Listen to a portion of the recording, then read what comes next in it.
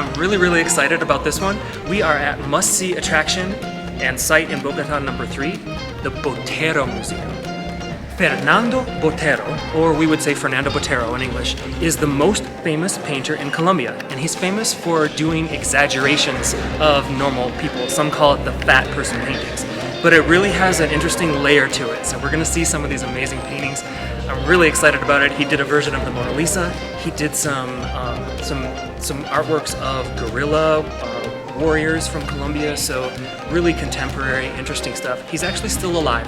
He was born in 1932 in Medellin, but I believe he lives in Bogota now.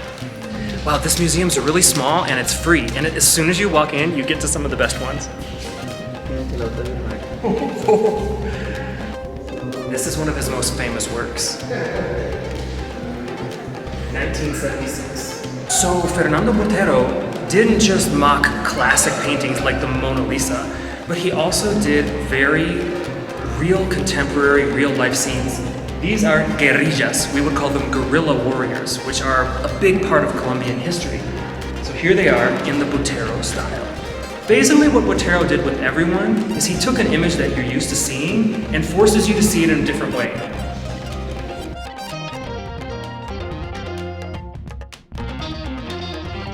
Even the oranges have a plumpness.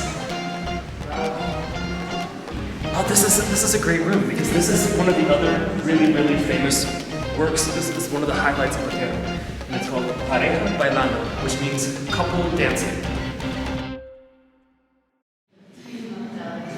I mean, basically that's his theme, is kind of exaggerating everything, and it really twists with your mind. I really like it. So, the president doesn't look quite as regal in this painting as he probably did in real life. Neither does the First Lady. I just really love how it plays with elegance. The beautiful gold earrings. And she's even shortened this way, perspective-wise, so it's not just necessarily plumpness. There's actually a play with perspective.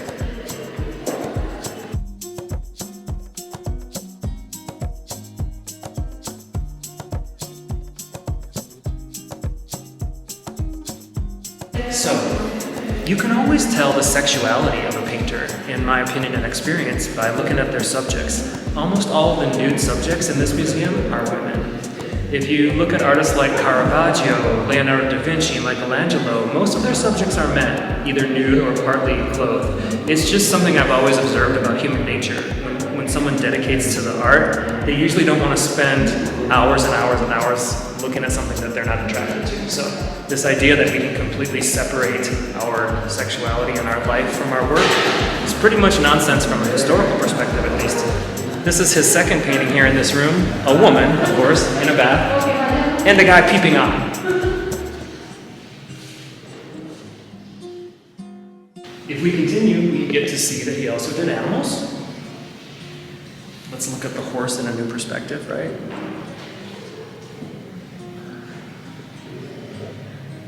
It would be a little hard to straddle this horse, and it probably wouldn't be very fast.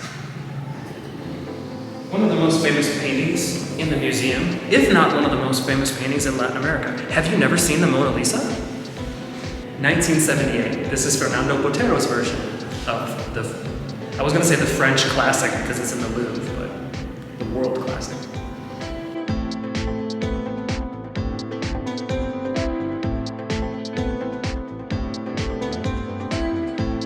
Her cheek is about the size of my forearm.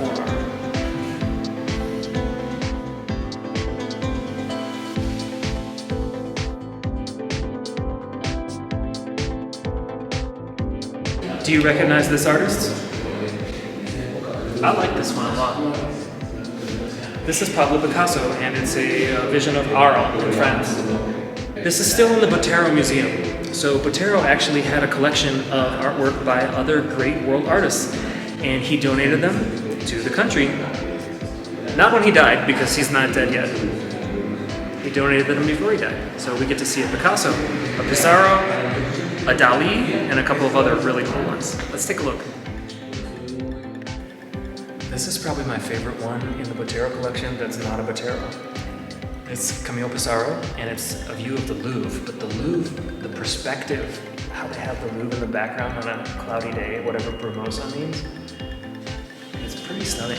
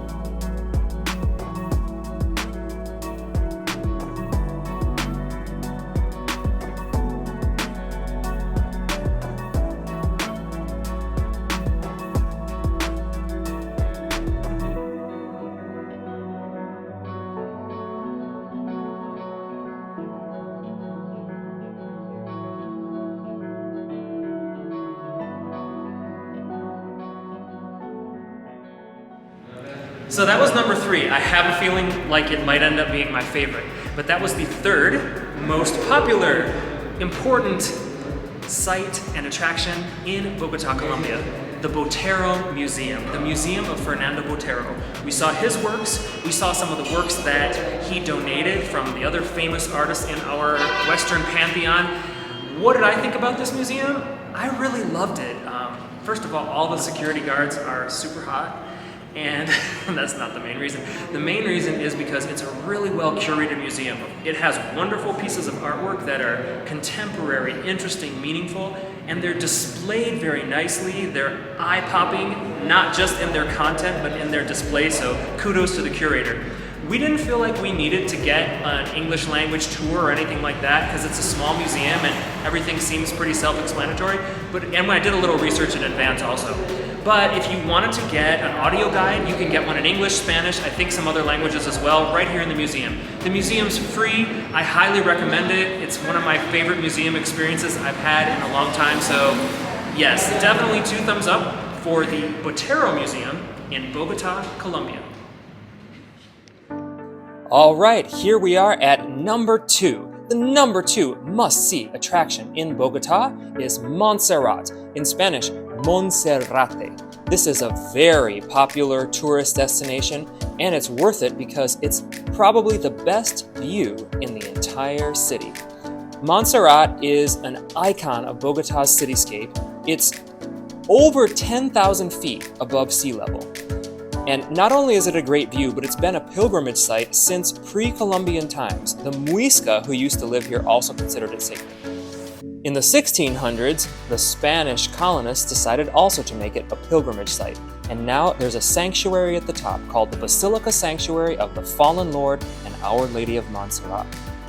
Now there's a couple ways to get up to this place. You can do the long hike, which I've heard from some people could actually be dangerous. And there's also a cable car and a funicular.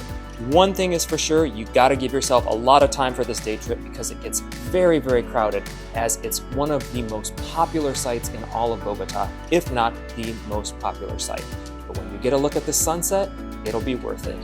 That was number 2.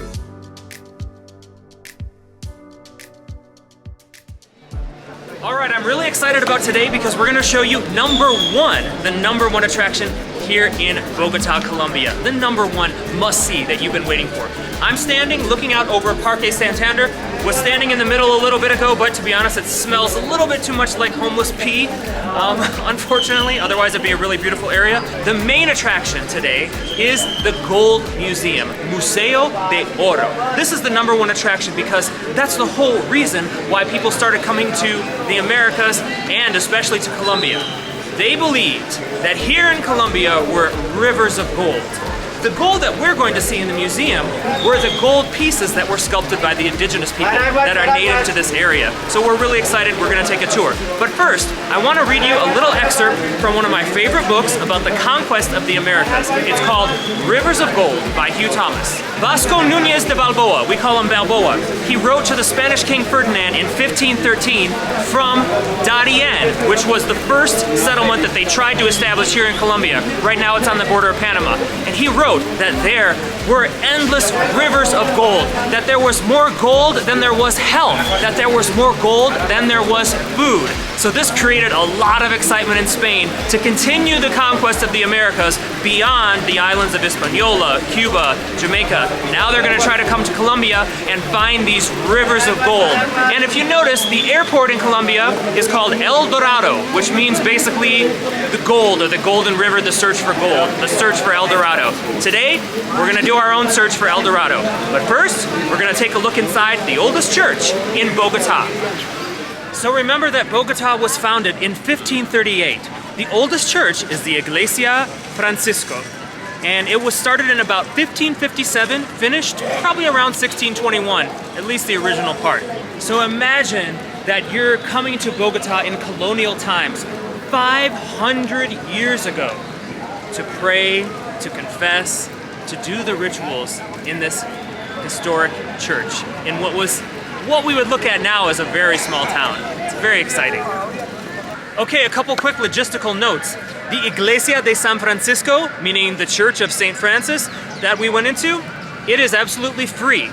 So you can go in for free, but you're not allowed to take photos, you're not allowed to take videos. They do actually have historical tours of that church that I think would actually be really interesting. We're here on a Wednesday, but the historical tours of the Iglesia de San Francisco are only Sundays at 2 o'clock. As far as the gold museum goes, the Museo de Oro, they also have audio guides that you can buy, but I actually recommend pretty much everywhere to take a personal tour. I just think they're so much more enriching. Here you can do that pretty much every day at either 11 a.m. or 4 p.m. and they have them in both English and in Spanish. And I don't think you have to sign up in advance. So we're gonna take the guided tour of the Museum of Gold. So here we are inside the Gold Museum. All of these major museums here in Bogota, Colombia are owned by the National Bank. They do a pretty good job, actually. This is supposedly one of the more well-curated museums. So we're going to take a look at some of these collections.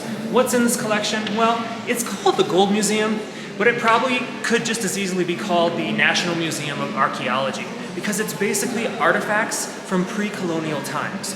Most of it is gold, but it's not pure gold. It's actually a gold alloy. Gold mixed with usually copper. And most of the things that you're going to see are ornamentations, things that would have been worn by chieftains of probably the Muisca or other tribes from different parts of Colombia. So let's take a look and see some of the highlights of the Gold Museum.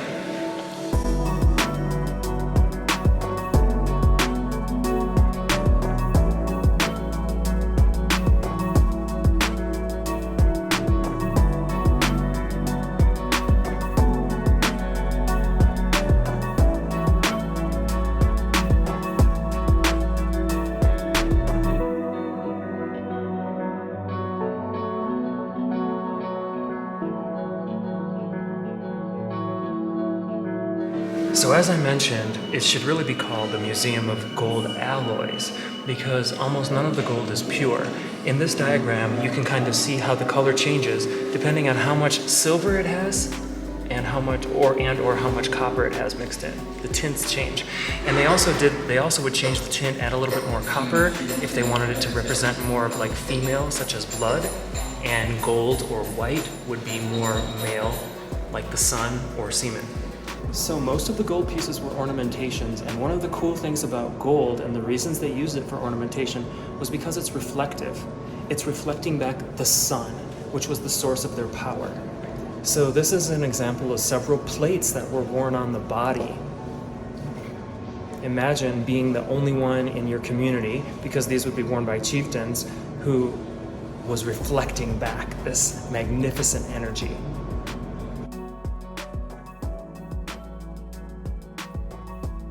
So there actually was quite a bit of gold here in Colombia, and they even drained the lakes to find them, because what would happen is a lot of the gold was an offering.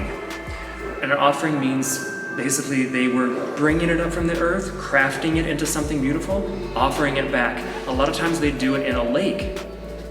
So when the Spanish came, they heard that there was gold at the bottom of all these lakes, and There's different centuries of trying to drain lakes. It usually wasn't very successful, but there's actually some pictures of some of those drained lakes up there. The Spanish did end up taking quite a bit of natural resources here from Colombia, so although there weren't exactly rivers of gold, there was a lot of gold. We kind of have this perception that it was only Europeans that were obsessed with gold, but we can see in museums like this where all of the pieces are indigenous pieces and made of gold, that was actually something that was used by their cultures as well and very highly valued by them as well.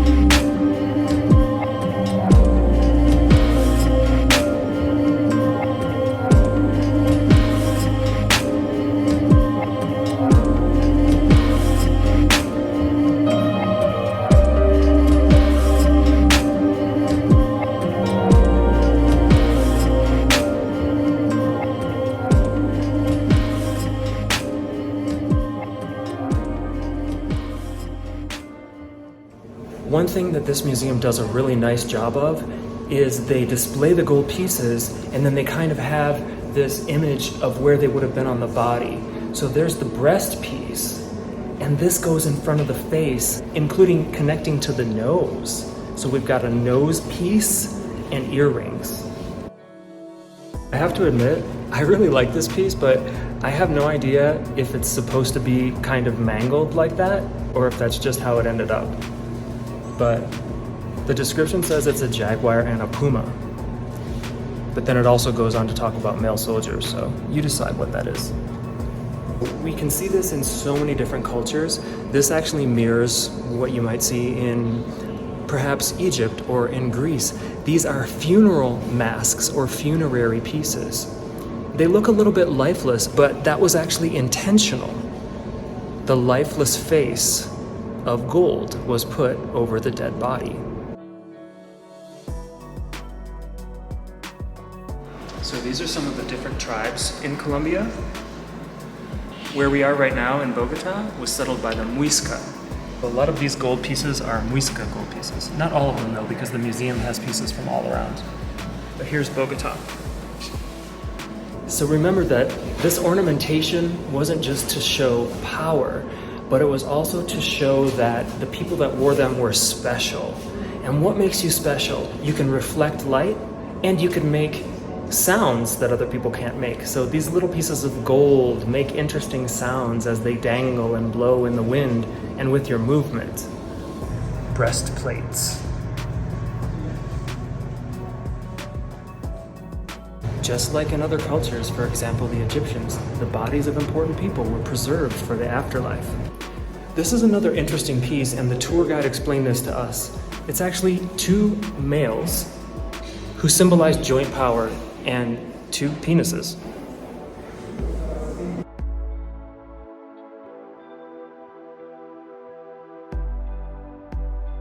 But our guide did tell us that there are some pieces found in this region that do depict non-traditional gender roles and what we would definitely call non-traditional sexual acts. There's actually a sculpture in another collection of a man kind of bent over and another man having penetrative sex with him. Performing a ritual. Something you might not know about this particular part of the Americas is that they also did have human sacrifice. they would put a person who I believe was a prisoner of war on a pole and shoot him with arrows. So here you can see a depiction of those poles, and you can see one of the arrows and the device from which it would have been launched.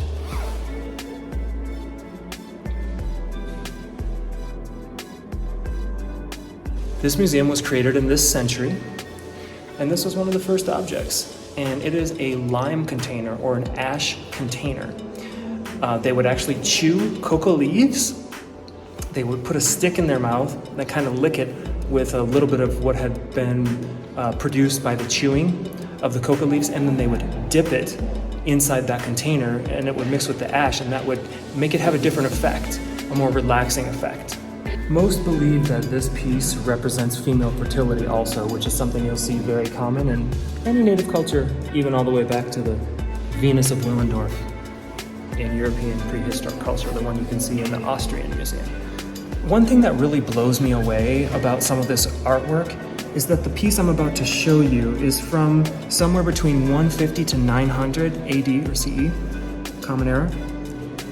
And it realistically depicts the face. I mean, if you think about what was going on in European artwork at the time, we weren't even quite there yet in most parts of Europe. Look at this face. A face mask suspended in air of what an indigenous person looked like in Colombia almost 2,000 years ago. Okay, so now I'm gonna show you the finale, the most famous, probably the most important piece here inside the Museo de Oro, or the Gold Museum. And it's basically an offering of a raft. They just had an announcement in English and Spanish, so that's nice. A lot of the things here are also in English, so you don't have to worry about here if you don't speak Spanish. You can see the descriptions in English, and you can also get the audio guide in English. So back to what I was saying. This is the most important work probably in the entire museum, arguably among the top 3 at the very least. And it depicts a raft, which would have been a raft with either a shaman or a chieftain performing some sort of a ritual in a lake, which is what they would do with they would throw things into the lake, valuable things such as gold or food or things like that. This particular piece is only about the size of my hand, and it's basically a recreation of that in gold. It was found in a cave, in a jar, and it also may have been an offering in itself, an offering which was a depiction of a ritual of an offering.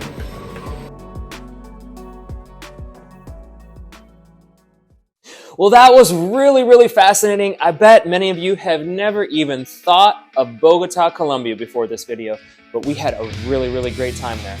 Let's review the top 5 must-see attractions and places to visit in Bogota. From the first video, number 5, the Botanical Garden.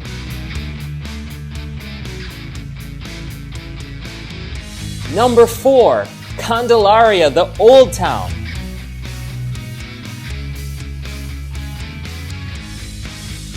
And from this video, number 3, the Botero Museum.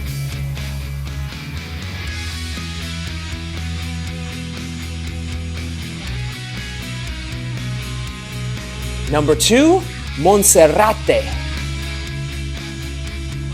And number 1, the Museum of Gold. Please join me next week as I talk about the pros and cons of Bogota, Colombia, all the good, the bad, the nitty-gritty, the great friendly people, everything you want to know after I have spent almost 2 months living here. Can't wait to see you next week. Please don't forget to subscribe and gong the notification bell so that you always get notified when I have a great new video coming out. Thank you for coming along on this adventure. Adios. ¿Y ustedes están aquí nada más con un grupo haciendo ejercicio apoyando uno a otro? Sí. Ok, se ve bien. La calistenia. ¿Calistenia? Sí. Ah, ok. Todo sin peso. Son Peso corporal, dominio del peso cuerpo, corporal. ejercicio. ¿Y ustedes son todos venezolanos o No. Colombia, Venezuela? Okay. Colombiano, venezolano. Estamos más o menos turistas. ¿Qué puede decir? ¿Cómo es Bogotá? Espectacular, grande. ¿Sí? Buen clima. Hay mucha diversidad. El clima también. Sí. También me gusta el clima. Es porque nunca tiene mucho calor. Sí. Ok, bueno. Un saludo para todos los de Estados Unidos. Se cuida mucho. Que sigan disciplinados en todo lo que hacen, con pasión. Una buena.